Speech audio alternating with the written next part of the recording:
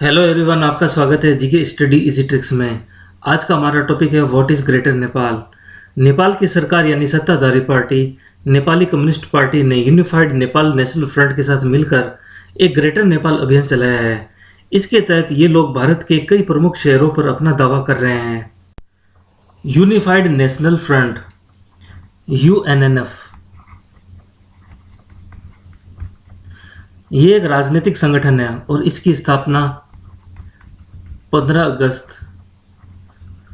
2005 को की गई थी और इसका मुख्य उद्देश्य है 4 मार्च 1816 को जो सुगोली संधि हुई थी उसके द्वारा खोए गए नेपाल के प्रदेशों की वापसी, नेपाल की एकता को बढ़ावा देना इसमें शामिल है। इस संगठन ने भारत से कई बार 58,000 किलोमीटर स्क्वायर का एरिया वापस मांगा है। नेपाल सालों पुरानी बातें कुरेद रहा है और भारतीय शहरों को अपना बता रहा है। 1816 में हुई सुगोली संधि से पहले नेपाल की एक तस्वीर सामने ला रहा है वो, और इस तस्वीर में वो बता रहा है कि वो काला पानी, लिम्पियाधुरा और लिपुलेख पास उसी के एरिया हैं। यानी वो लोगों को भ्रम में डालने की कोशिश कर रहा है। और सोशल मीडिया पर भी ग्रेटर नेपाल अभियान के कई पेजेस हैं और इसमें काफ़ी नेपाली युवा जुड़े हुए हैं और फेसबुक पर और ट्विटर पर इसके पेज हैं। और ग्रेटर नेपाल नाम से एक यूट्यूब पर चैनल भी है जिसमें पाकिस्तानी युवा भारत के खिलाफ जहर उगल रहे हैं। नेपाल ने संयुक्त राष्ट्र में भी ये मुद्दा उठाया था 8 अप्रैल 2019 को, लेकिन उस समय संयुक्त राष्ट्र मौन रहा। लेकिन अब नेपाल चीन के इशारे पर काम कर रहा है। चीन से भारत के बिगड़े रिश्तों और कालापानी मुद्दे को तूल देने के लिए नेपाल ने नए सिरे से इस मुद्दे को उठाया है। आगे बढ़ने से पहले हम बात करेंगे सुगोली संधि पर। आखिर ये ट्रीटी क्या थी और कब हुई और इसके मायने क्या थे, इस पर हम डिटेल में डिस्कस करेंगे। सुगोली संधि ईस्ट इंडिया कंपनी और नेपाल के राजा के मध्य हुई एक संधि थी। 1814 से 1816 तक ये युद्ध हुआ और 1816 में ही सुगोली संधि हुई। इसके तहत ये युद्ध रुका। ये युद्ध 2 साल तक चलता रहा। नेपाल की ओर से राजगुरु गजराज मिश्र और कंपनी की ओर से लेफ्टिनेंट कर्नल पेरिस ब्रेडशॉ ने साइन किए थे।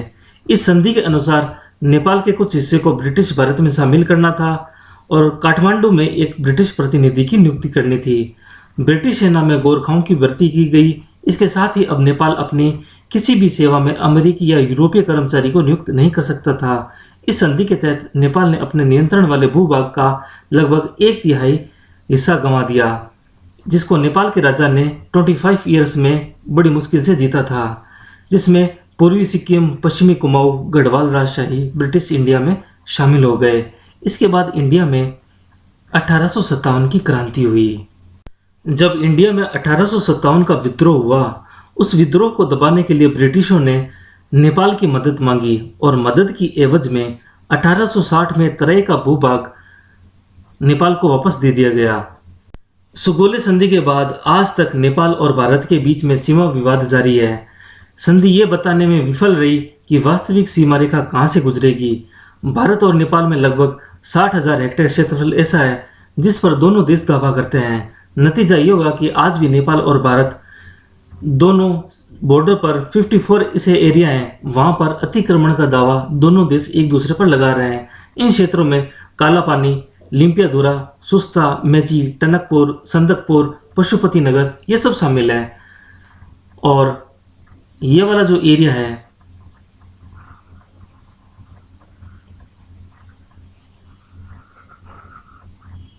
इसको नेपाल अपना बता रहा है। नेपाल लिपुलेख दर्रे को भी अपना हिस्सा मानता है क्योंकि भारत नेपाल की विवादित सीमा पर काला पानी है और काला पानी इसी गांव से ही महाकाली नदी बहती है। भारत काला पानी को उत्तराखंड के पिथौरागढ़ का हिस्सा बताता है, जबकि नेपाल इसे अपने धारचूला जिले का हिस्सा बताता है। अभी हाल ही में 8 मई को भारत ने लिपुलेख और धारचूला सड़क का उद्घाटन किया और 8 मई को ही हमारे रक्षा मंत्री श्री राजनाथ सिंह जी इस रोड का उद्घाटन करने के लिए गए और उस उद्घाटन के 10 दिन बाद यानी 18 मई को नेपाल ने एक नया मैप जारी किया।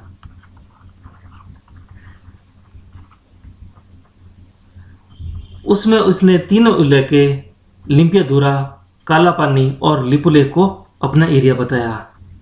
नेपाल ने तराई क्षेत्र यानी मिथिला को भी अपना हिस्सा बताया है और राम और सीता को भी नेपाल का बताया है। ये वाला जो एरिया है जो रेड कलर में है, ये है मिथिला। और इस मिथिला में भी काफ़ी जिले आते हैं। ये वो जिले हैं जो मिथिला में आते हैं। पश्चिमी चंपारण, पूर्वी चंपारण, शिवहर, सीतामढ़ी, मधुबनी, मुजफ्फरपुर, वैशाली, समस्तीपुर, दरभंगा, सुपौल, अररिया, किशनगंज, पूर्णिया, मधेपुरा, सहरसा, बेगूसराय, खगड़िया, भागलपुर, कटिहार, साहेबगंज, गोड्डा, बांका, जमुई, लखीसराय, शेखपुरा, देवधर, दुमका, जमतारा, पाकुर, ये सब मिथिला में आते हैं। 1816 में जो सुगौली संधि हुई थी उसमें महाकाली नदी को भारत और नेपाल की सीमा करार दिया गया। इसमें यह तय किया गया कि महाकाली नदी के पश्चिमी हिस्से की तरफ के इलाके को भारत का हिस्सा माना जाए और पूर्वी इलाके को नेपाल का हिस्सा माना जाए। ये आप मैप में जो देख रहे हैं, ये ग्रीन कलर, ये सारी महाकाली नदी है। और ये वाला जो एरिया है ईस्ट वाला, इधर नेपाल है और वेस्ट में इंडिया है। इस मैप के जरिए हम आसानी से ये समझ पाएंगे। ये है काला पानी और काला पानी के पिथौरागढ़ से ही महाकाली नदी का उद्गम होता है। और ये वाला जो बॉर्डर है ये नेपाल और इंडिया का बॉर्डर है। इसी से ये महाकाली नदी बहती है इस बॉर्डर के पास से और ये यूपी होते हुए निकलती है। तो ये वाला जो एरिया है पूर्वी एरिया, ये नेपाल का है और पश्चिमी एरिया इंडिया का है। आगे बढ़ने से पहले थोड़ी जानकारी हम महाकाली नदी की ले लेते हैं। महाकाली नदी, जिसे महाकाली, काली गंगा या शारदा नाम से जाना जाता है, भारत के उत्तराखंड और उत्तर प्रदेश राज्य में बहने वाली ये नदी है और इसका उद्गम हिमालय में 3600 मीटर की ऊंचाई पर काला पानी स्थान पर उत्तराखंड में पिथौरागढ़ जिले में हुआ है। इस नदी का नाम काली माता के नाम पर इसलिए रखा गया क्योंकि इनका मंदिर काला पानी में लिपुलेख दर्रे के निकट भारत और तिब्बत बॉर्डर पर स्थित है। ये नदी नेपाल और भारत के साथ निरंतर पूर्वी सीमा बनाती है। ये नदी जब उत्तराखंड और यूपी में पहुंचती है मैदानी भागों में तो ये शारदा नाम से जानी जाती है और ये नदी यहाँ से बहती है और ये नेपाल और इंडिया का बॉर्डर बनाती है और ये यूपी में एंटर होती है। जब ये यूपी और उत्तराखंड में एंटर होती है इसका नाम शारदा हो जाता है। अभी प्रेजेंट टाइम में बिहार बॉर्डर पर चीन के 400 टेंटों में नेपाली जवान रुके हुए हैं। ये वही टेंट है जो 2015 में चीन ने नेपाल को भूकंप के वक्त राहत सामग्री में दिए थे। अब चेकपोस्ट बनाने में इन टेंटों का यूज़ हो रहा है।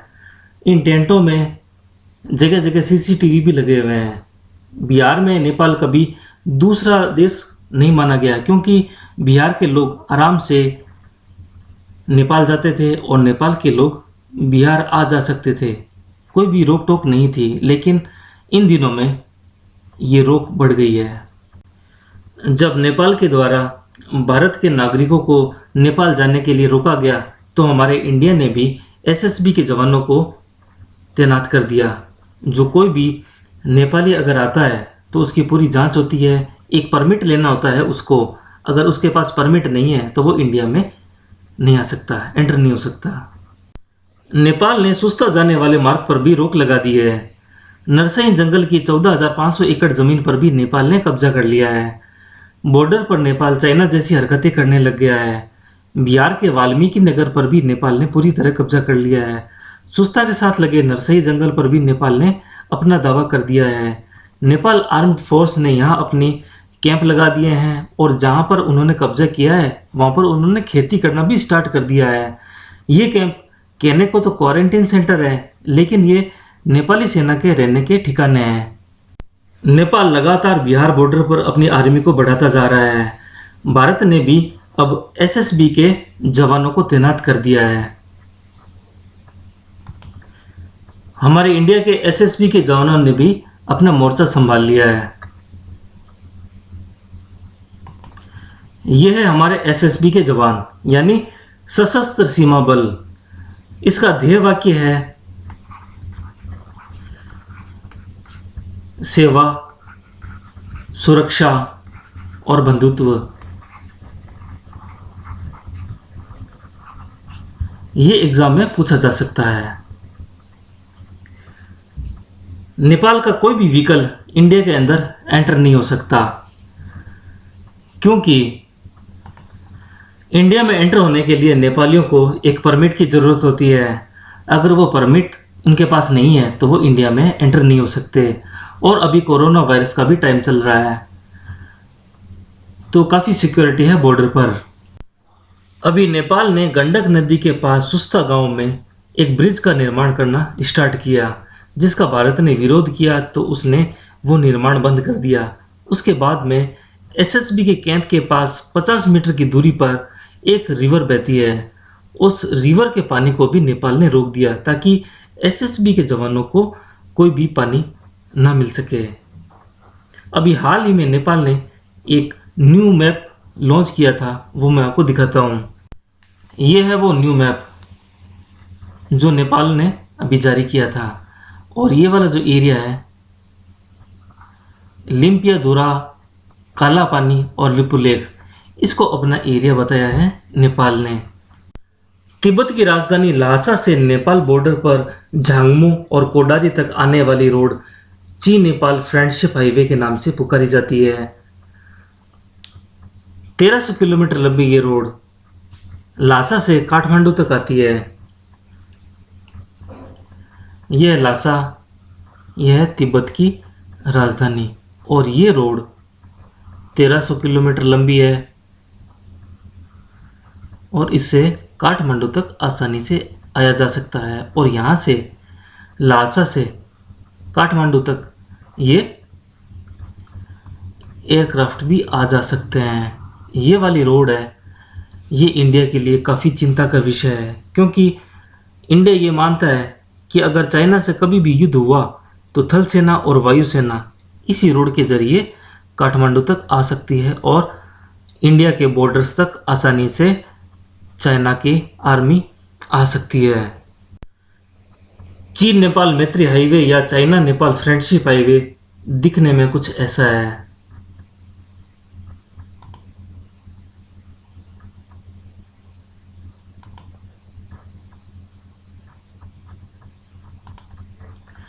तिब्बत से काठमांडू तक कोई भी सामान आसानी से लाया जा सकता है। चाइना नेपाल फ्रेंडशिप हाईवे के बाद केपी ओली शर्मा, जो नेपाल का पीएम है, उसने चाइना को एक प्रस्ताव भेजा और उस प्रस्ताव के दौरान उसने कहा है कि चाइना उसको केरुंग से लेकर लुम्बिनी तक रेलवे ट्रैक बना के दे। और लुम्बिनी है जो इंडिया के बॉर्डर पर ही स्थित है। ये भी इंडिया के लिए चिंता का विषय है। ये चाइना का ड्रीम प्रोजेक्ट है और ये चाइना जल्दी ही कंप्लीट कर लेगा।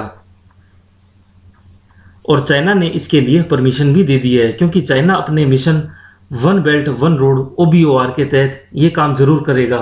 वन बेल्ट वन रोड का मतलब है चाइना पूरे एशिया, रशिया, यूरोप तक रोड बनाना चाहता है अपने ट्रेड को बढ़ाने के लिए। इस प्रोजेक्ट के तहत चाइना जहाँ पर रोड बन सकती है वहाँ पर रोड बनाएगा, जहाँ पर ब्रिज बन सकता है वहाँ पर ब्रिज बनाएगा, और जहाँ पर रेलवे लाइन बन सकती है वहाँ पर रेलवे लाइन बनाएगा, क्योंकि वो अपने ट्रेड को पूरे विश्व में बढ़ाना चाहता है। और वन बेल्ट वन रोड के तहत चाइना अपना माल पूरे विश्व में बेचकर विश्व शक्ति बनना चाहता है।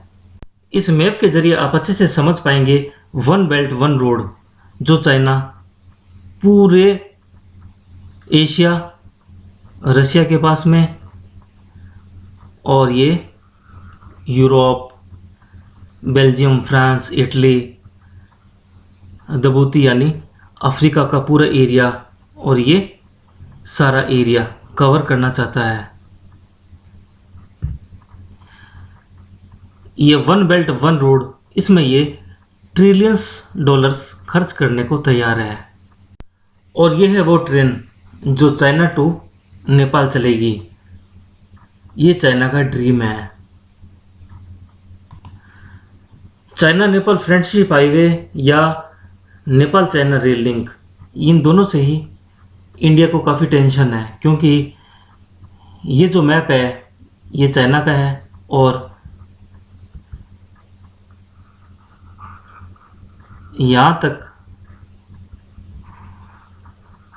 जो पॉपुलेशन है चाइना की वो 94% है, और ये वाला जो एरिया है